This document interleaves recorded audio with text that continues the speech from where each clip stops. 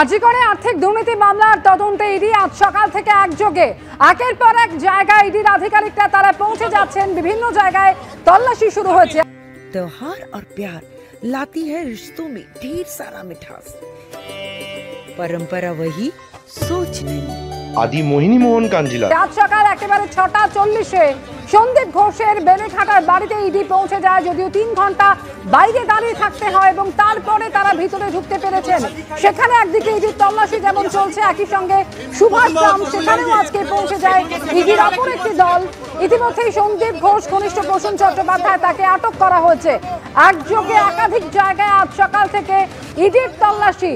সন্দীপ ঘোষের বাড়িতে আজ সকালে পৌঁছে যায় ইডি। অন্যদিকে বিপ্লব সিংহ তার বাড়িতেও আজকে ইডি অভিযান চালায়।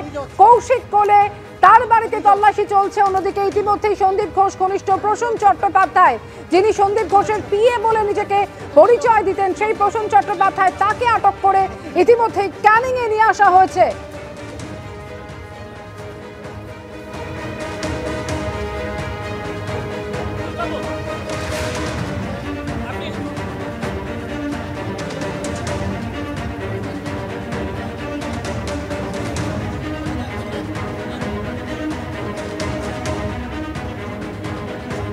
আর ইতিমধ্যে ক্যানিং এ সন্দীপ ঘোষের সাম্রাজ্যের হদিশ পাওয়া গিয়েছে। ক্যানিং এর মধ্য নারায়ণপুর গ্রামে সন্দীপ ঘোষের বাংলোর খোঁজ, আর সেই বাড়ির নাম সঙ্গীতা সন্দীপ ভিলা। আজকে সেখানেই পৌঁছে গিয়েছেন ইডির আধিকারিকরা। প্রায় 2 বিঘা জমির উপর সন্দীপ ঘোষের এই বাংলো তৈরি হচ্ছে। সেখানে ইডির দল আজকে পৌঁছে গিয়েছে, সেখানেও চলছে তল্লাশি। পুরুষোত্তম পণ্ডিত প্রতিনিধি সরাসরি রয়েছেন এই মুহূর্তে আমাদের সঙ্গে। পুরুষোত্তম, ক্যানিং এ সন্দীপ ঘোষের এই যে আলিশান বাংলোর খোঁজ পাওয়া গিয়েছে, সেখানে আজকে ইডির আধিকারিকরা ইতিমধ্যে পৌঁছে গিয়েছেন, তল্লাশি চলছে সেখানে। কি অবস্থা এই মুহূর্তে পুরুষোত্তম?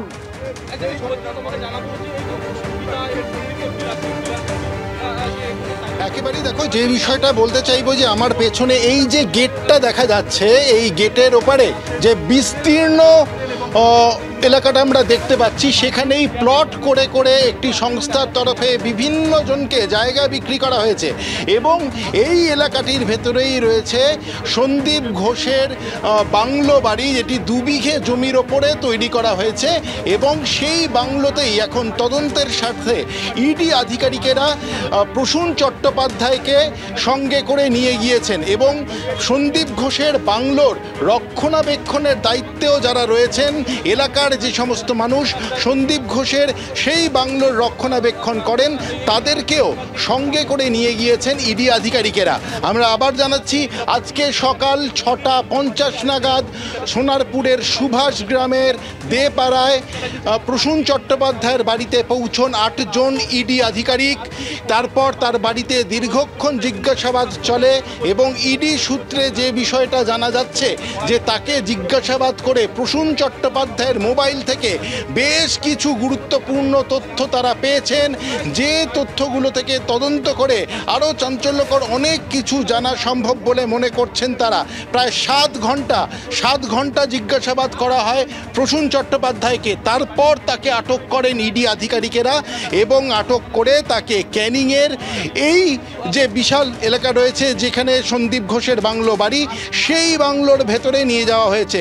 আমরা রয়েছি মূল এলাকাটির গেটের ঠিক বাইরে, যার ভেতরে প্রায় 300 মিটার দূরত্বে সন্দীপ ঘোষের বাংলোটি রয়েছে, যে বাংলো প্রায় 2 বিঘা জমির ওপরে অবস্থিত। আরেকবার জানিয়ে রাখি, এই যে এলাকাটি আপনারা দেখছেন, এর ভেতরে প্লট করে করে একটি সংস্থার মাধ্যমে বহুজনকে জায়গা বিক্রি করা হয়েছিল এবং সেই রকমই একটি এলাকা কিনে 2 বিঘা জমির ওপর বাংলো বাড়ি গড়েছেন আরজিকর মেডিকেল কলেজের প্রাক্তন অধ্যক্ষ সন্দীপ ঘোষ। এবং দুর্নীতির নানা মামলা ইতিমধ্যেই সিবিআই তদন্ত চালাচ্ছে, তার বিরুদ্ধে নিত্য নতুন প্রচুর তথ্য উঠে আসছে। এবং তারই মধ্যে অন্যতম হলো এই বাংলোটি, যে বাংলোটিতে তদন্তের স্বার্থে আজ প্রসূন চট্টোপাধ্যায়কে নিয়ে গিয়েছেন ইডি আধিকারিকেরা। সেই প্রসূন চট্টোপাধ্যায়, যিনি নিজেকে সন্দীপ ঘোষের পিএ বলে পরিচয় দিতেন, দীর্ঘদিন সন্দীপ ঘোষের অত্যন্ত ঘনিষ্ঠ হিসেবে কাজ করেছেন, এনআরএস হাসপাতালের কর্মী, এবং যাকে বেশিরভাগ সময়ই দেখা যেত আরজিকর মেডিকেল কলেজে। সেই প্রসূন চট্টোপাধ্যায়, যাকে আজকে বাড়িতে আটক করেছেন ইডি আধিকারিকেরা প্রায় 7 ঘন্টা জিজ্ঞাসাবাদের পর। তারপর তাকে তার সুভাষগ্রামের বাড়ি থেকে এইখানে সন্দীপ ঘোষের যে বাংলো বাড়ি রয়েছে সেখানে নিয়ে আসা হয়েছে। 2:40 নাগাদ এখানে পৌঁছন ইডি আধিকারিকেরা। আরেকটা বিষয় জানিয়ে রাখি, যখন প্রসূন চট্টোপাধ্যায়কে আটক করে তাকে বাড়ি থেকে বার করে রীতিমতন কর্ডন করে নিয়ে আসছিলেন কেন্দ্রীয় বাহিনীর জওয়ানেরা, সেই সময় পার্শ্ববর্তী তার এলাকার বহু মহিলা উই ওয়ান্ট জাস্টিস বলে স্লোগান দিতে থাকেন। প্রসূন চট্টোপাধ্যায়ের কাছ থেকে আমরা জানারও চেষ্টা করেছিলাম যে কী ধরনের প্রশ্নের মুখোমুখি হতে হয়েছে, তাকে গ্রেফতার করা হয়েছে কিনা। সেই সময় তিনি বলেন যে না, তাকে গ্রেফতার করা হয়নি।